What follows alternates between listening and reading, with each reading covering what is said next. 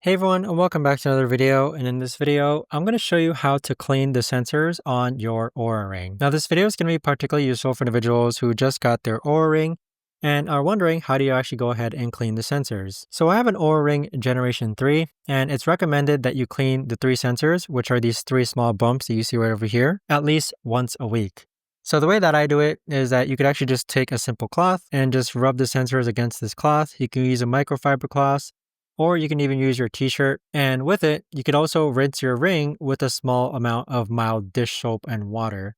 So by using soap and water, you'll be able to remove any dust or dirt that may be interfering with the signal between your ring sensors and the arteries in your fingers. So very, very simple to do, but that right there is the best and easiest way that I know of to actually go ahead and clean your Oura Ring. If you guys know of a better or easier way to actually do this, let me know in the comments down below. I would love to know. Thanks so much for watching, everyone, and I'll see you guys all in the next video.